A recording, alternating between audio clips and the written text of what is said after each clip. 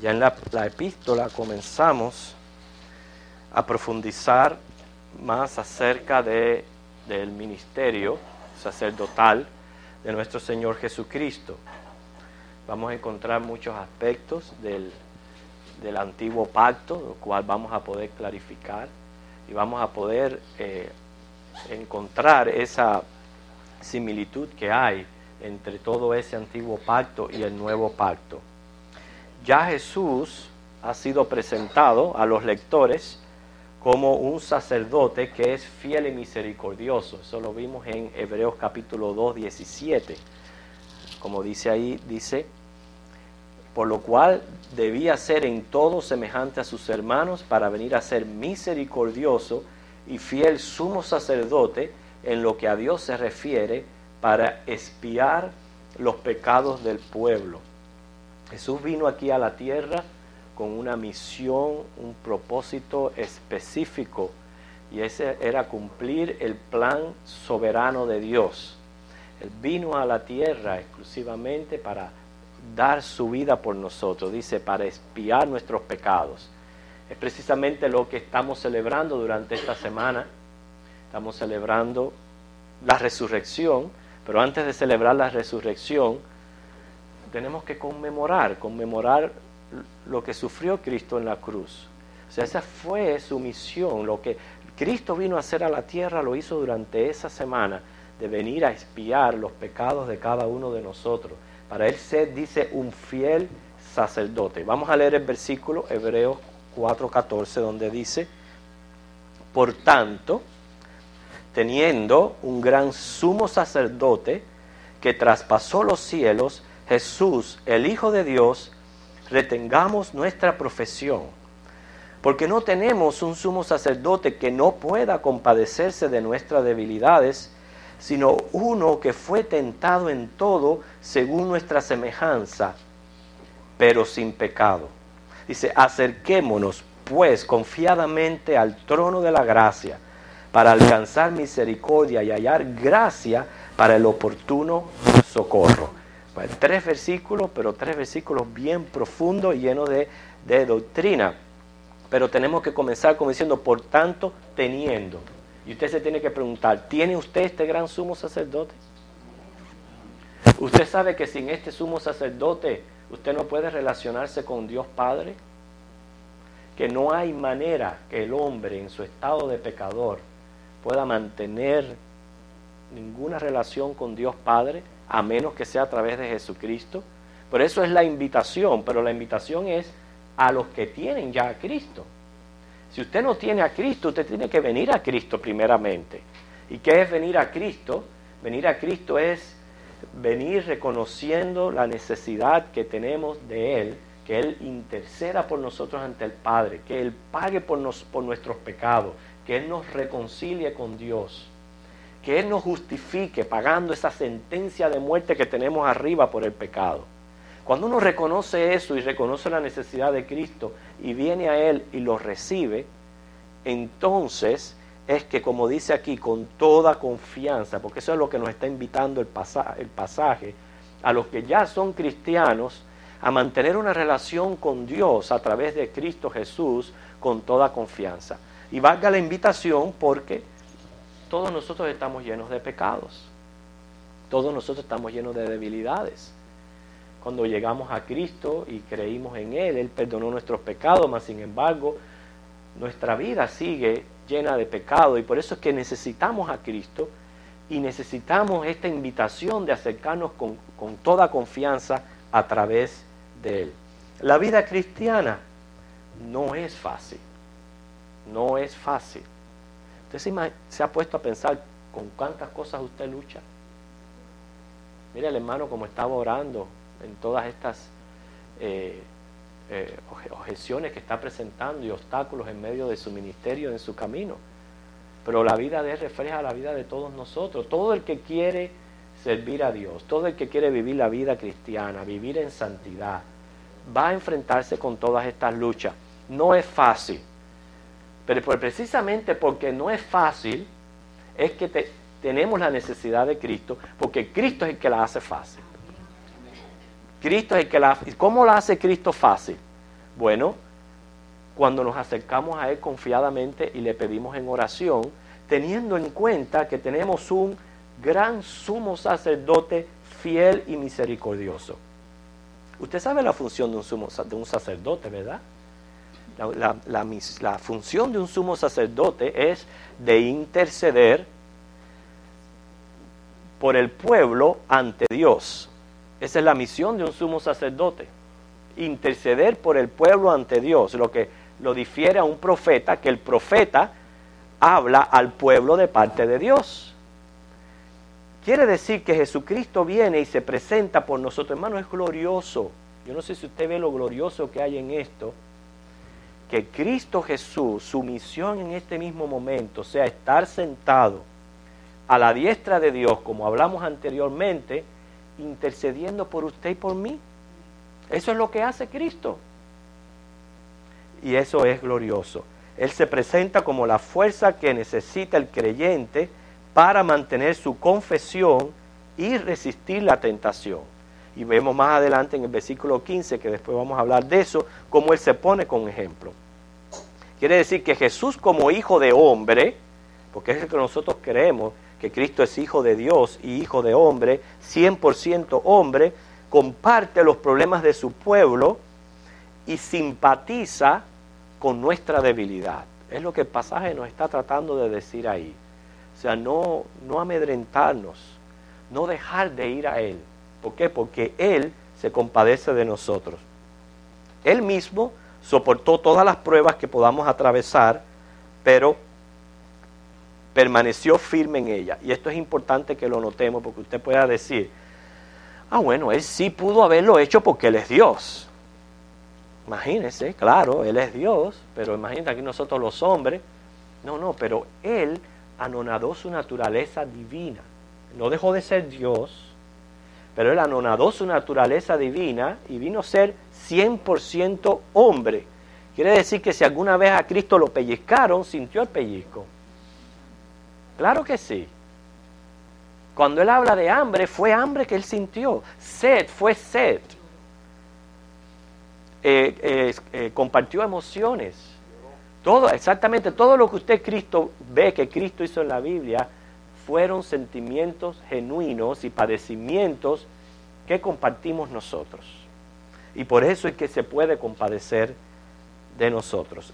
Ahora Él traspasó los cielos hasta el mismo trono de Dios para sentarse y allí ejercer su ministerio de sumo sacerdote. Esto es tan importante, ¿sabes por qué? Porque nosotros no necesitamos otro intercesor. No necesitamos otros intercesores. No lo necesitamos. ¿Por qué? Porque Cristo es Dios. Él es todo suficiente. Él es todopoderoso. Eso es lo que Él está haciendo. Y poner otros intercesores entre el hombre y Dios, los cuales no lo hay, más bien es yo decir, bueno, Cristo necesita ayuda, pues vamos a ayudar a Cristo. Y vamos a poner a Menganito, a Ciclanito, y vamos a ponerlos para que ayuden a Cristo a interceder por nosotros. Número uno, Cristo no necesita, porque Él es Dios. Y número dos, el llegar a Cristo no está solamente excluido o reservado para cierto grupo de personas por lo que hayan sido santos aquí en la tierra. Eso es un privilegio que tiene todo hijo de Dios. Todo el que está en Cristo tiene el privilegio de ir directamente al trono de la gracia a través de Jesús. Entonces, ni Cristo necesita ayuda porque Él es Dios, ni tampoco necesitamos nosotros intercesores pensando de que estamos en una condición inferior y que necesitamos a alguien que quizás simpatice más con Dios para que entonces pueda llevar nuestros problemas. No es tal cosa, no tiene base bíblica ninguna los que piensan así de esa manera. Así que nosotros pensamos, y por eso es que nosotros, ustedes no ven que tenemos imágenes, ustedes no ven que no tenemos a nada, que nuestros cultos son cristocéntricos, porque entendemos que es a través de Cristo que vamos al Padre, porque Él es nuestro gran sumo sacerdote. Fíjense que todo esto de los sacerdotes y que lo practican muchas religiones, no solamente las cristianas, hay muchas religiones también ocultistas que tienen este oficio de sacerdocio. ¿Okay? Pero bueno, empezó humanamente con el plan y la idea de Dios a través del Antiguo Testamento, cómo Dios estableció el sacerdocio a través de Aarón. Él vino a ser el sumo sacerdote y todo aquel oficio que ellos ejercían, que a medida que vamos estudiando Hebreos, vamos a ir tocando todas esas cosas que se hacían en el Antiguo Testamento, las vamos a ir tocando. Pero bueno, por el momento, para que usted entienda cómo aquello funcionaba, una vez al año, ese sumo sacerdote, lo que se llamaba el día de la expiación, entraba en el lugar santísimo. Imagínense, aquella tienda era una carpa, y que aquella carpa estaba dividido en el centro por una cortina gruesa de como unas 4 pulgadas de grosor, y aquella cortina estaba dividía el lugar santo del lugar santísimo. En ese lugar santísimo estaba el arca del pacto. Nadie podía entrar ahí. El que ahí entrara quedaba muerto inmediatamente.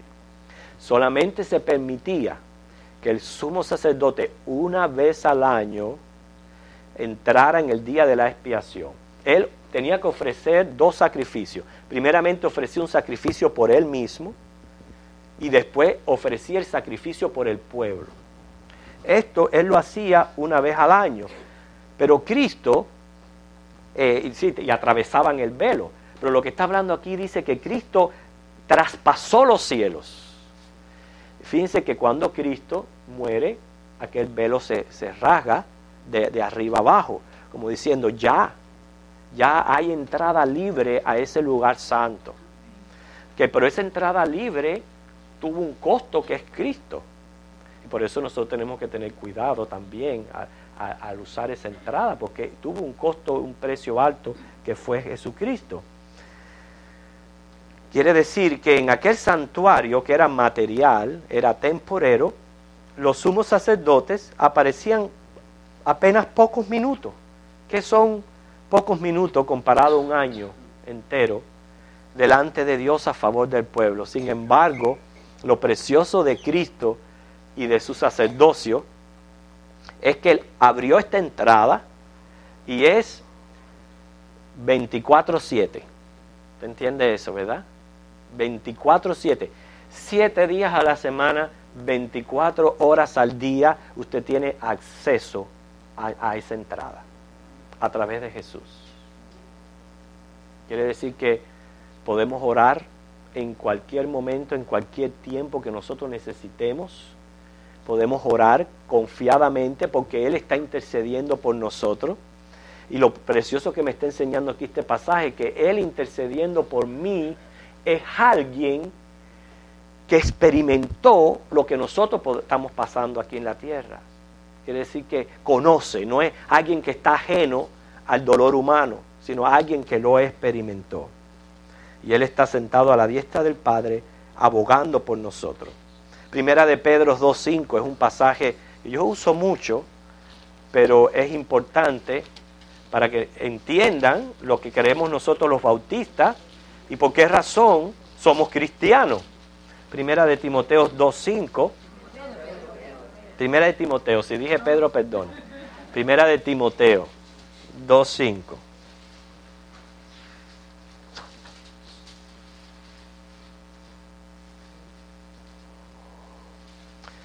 Porque hay un solo Dios y un solo mediador entre Dios y los hombres. ¿Y quién es?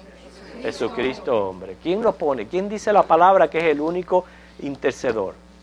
Jesucristo, hombre. Y siempre pregúntese, ¿necesita Cristo ayuda? ¿Usted cree que Cristo necesita ayuda? ¿Y usted cree que si Él necesitara ayuda, la Biblia no lo dijera? ¿Y la Biblia no estableciera otros? En el Antiguo Testamento estaba el sumo sacerdote y estaban todos los sacerdotes que ayudaban al sumo sacerdote a hacer todo aquello. Eran miles y miles de sacrificios al día que se hacían en ese tabernáculo. Miles. O sea que la ayuda que se necesitaba allí era tremenda, pero ya no. Ya Cristo no necesita ayuda, porque Él es suficiente. Y Él es el único que ha establecido Dios es Jesucristo. Ahora noten cómo el versículo 15 dice, porque no tenemos un sumo sacerdote que no pueda compadecerse de nuestras debilidades, sino uno que fue tentado en todo, según nuestra semejanza, pero sin pecado. Casi siempre los sacerdotes terrenales se aíslan del pueblo. No tienen mucho contacto con la gente. ¿Por qué? Porque están ocupados en su oficio, en su ministerio, y hay como esa separación entre el sacerdote y los feligreses. Lo mismo inclusive puede ocurrir a veces con pastores. Pero qué importante que Jesús no fue así. Jesús dice que aquí que no tenemos un sumo sacerdote que no pueda compadecerse. ¿Por qué? Porque Él estuvo aquí, dice, fue tentado en todo. Esta frase, fue tentado en todo, hay que aclararla. Hay que aclararla más en tiempo donde se nos está viniendo y se nos dice que Cristo se casó con María Magdalena. O sea, hay que aclarar esto. Tentado en todo. ¿Ok? Para mí es una abominación pensar que por la mente de Cristo pasaron las cosas abominables que pasan por la mente de nosotros. Para mí eso es una abominación.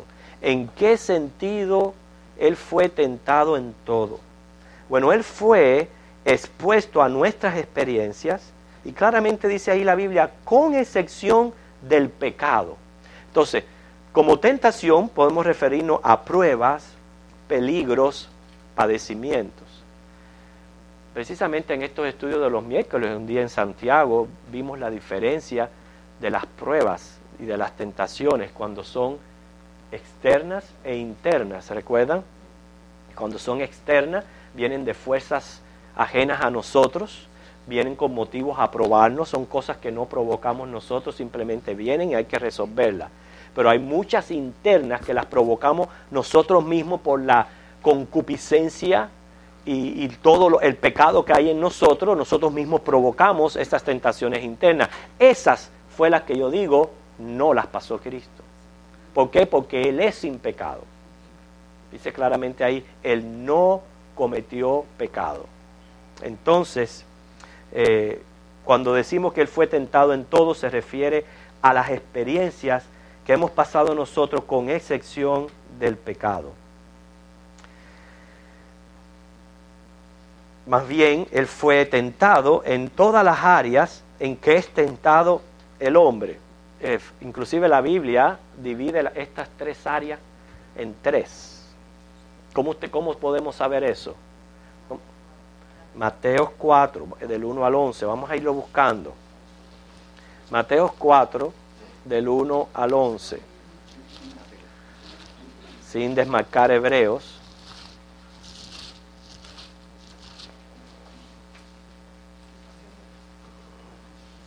Yo lo voy a leer rápido.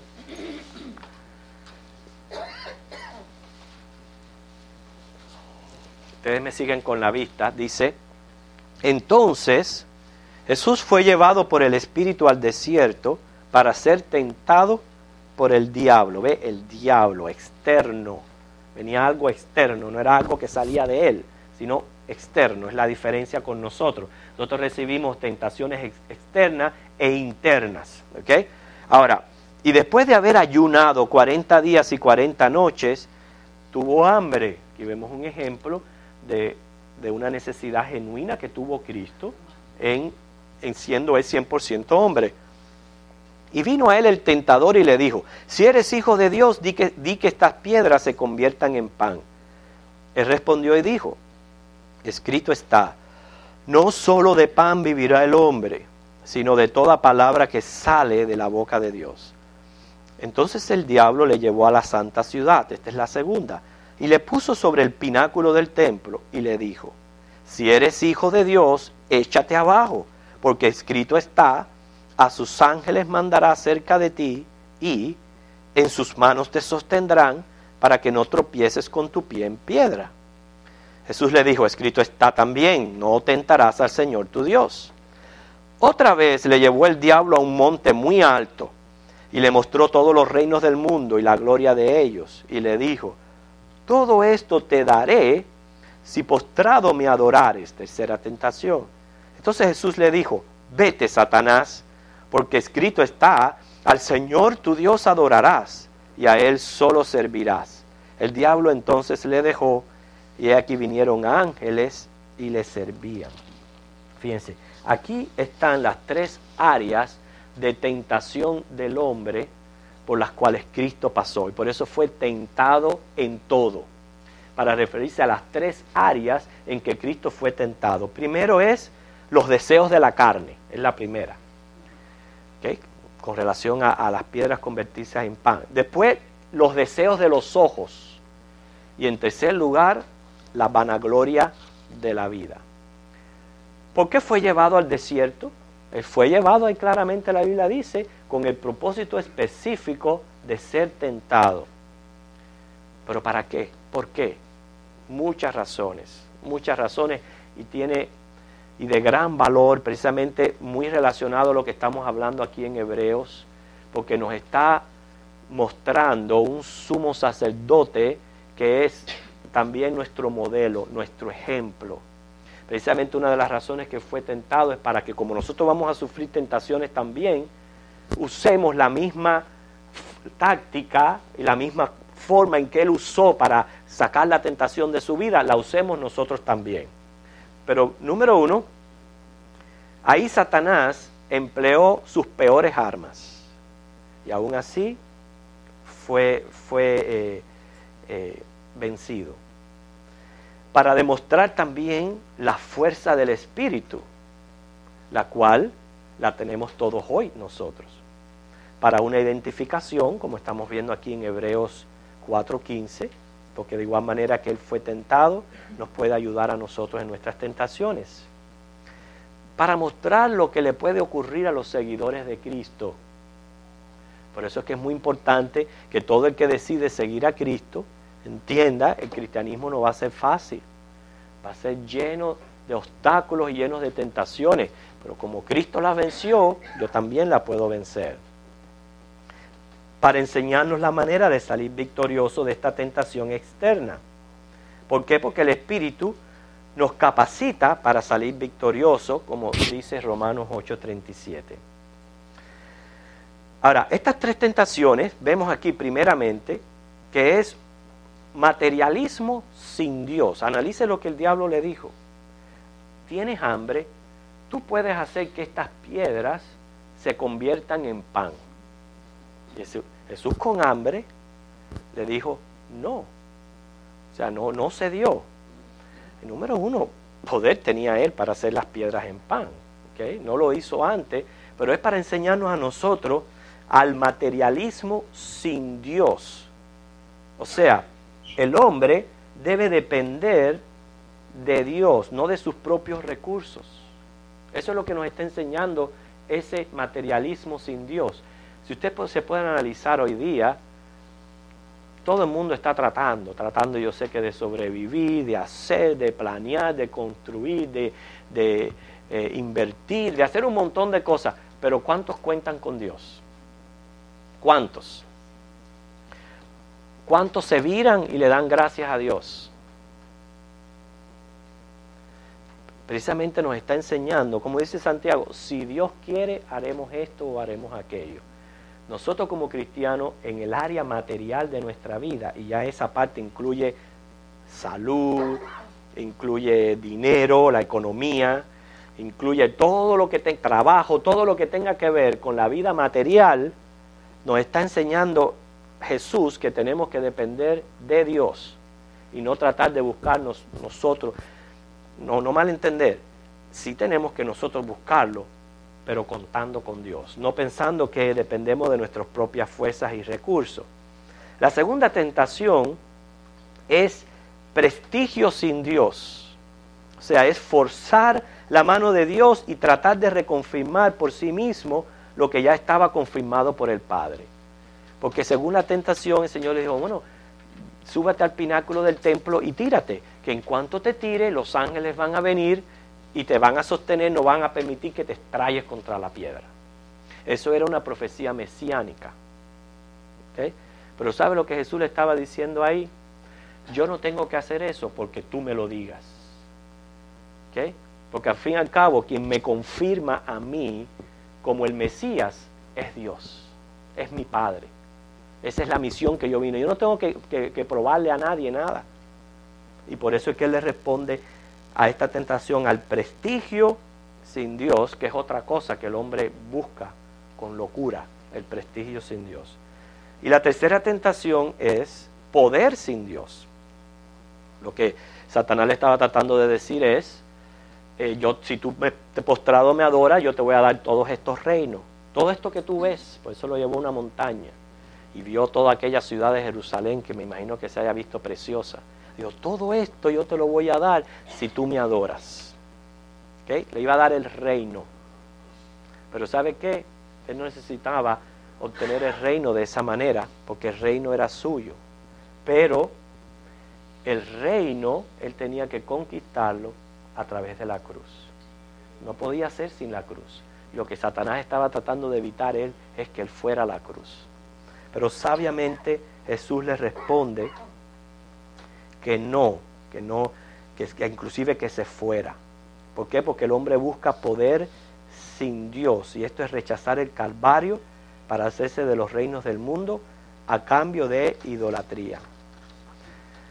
Así que las tres tentaciones representan pan sin Dios, prestigio sin Dios y poder sin Dios.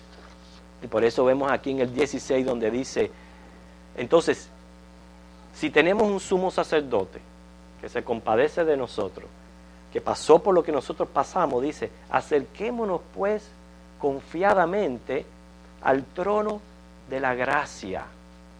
O sea, de la gracia. Estamos en Cristo, no merecemos este acercamiento, no merecemos este privilegio que nosotros tenemos aquí de orar, que muchos quizás no le dan importancia. ¿Por qué vamos a ir a orar allá al templo? Ay, qué aburrido es orar. Y muchos no se dan cuenta que es un privilegio. ¿Sabes lo que es el privilegio de tu poder echar todas tus cargas al Señor? Dejarle todo lo que ahí a los pies para que se encargue de eso. Yo siempre digo, hermano, este mundo cada vez está peor, y para mí no hay cosa más gratificante de saber que yo tengo un Dios que quiere coger mis problemas, que quiere llevar mis cargas, pero Él quiere que se las eches. Y de la única manera que se le echamos es en oración, a través de este trono de gracia que tenemos abierto para nosotros. Como dice ahí, para el oportuno socorro. Así que el autor dice que nos acerquemos con esta confianza a ese trono. En ese trono tenemos perdón de pecados y tenemos también la respuesta a nuestras oraciones y la ayuda necesaria. ¿Por qué gozamos de este acceso? Porque Cristo completó la obra propiciatoria. Por eso es que podemos tener este acceso. Y el sacerdocio de Cristo es diferente a los sacerdocios humanos. En este mismo hay un sacerdocio establecido, el cual no es bíblico, ni es reconocido por la Biblia. Sin embargo, hay muchas personas que tienen su confianza puesta en ese sacerdocio. Así que en Cristo recibimos gracia, compasión, misericordia y socorro. Podemos acercarnos con un balance en nuestra vida, no tampoco así abusar de la confianza. Hay gente que abusan de la confianza, usted sabe. Una manera de abusar de la confianza es cuando oran, lo hacen en tono imperativo o demandante. Ya no es por gracia entonces que tú te estás acercando. Si tú te acercas demandando promesas, que yo no digo que no se mencionen promesas, las promesas se pueden mencionar al Señor y orar basado en las promesas, pero no demandarlas, y menos en una forma imperativa. Eso es abusar de la gracia del Señor. Hay que acercarnos, con confianza, pero también con temor y reverencia ante el trono de Dios. Pero dice aquí, acércate con temor y reverencia, pero no tengas miedo de acercarte. No tengas miedo. Y la única razón que nos quita el miedo es que Cristo está ahí, como sumo sacerdote, intercediendo por nosotros. Y que el Señor les bendiga. La semana que viene vamos a ver cualidades para el sumo sacerdote.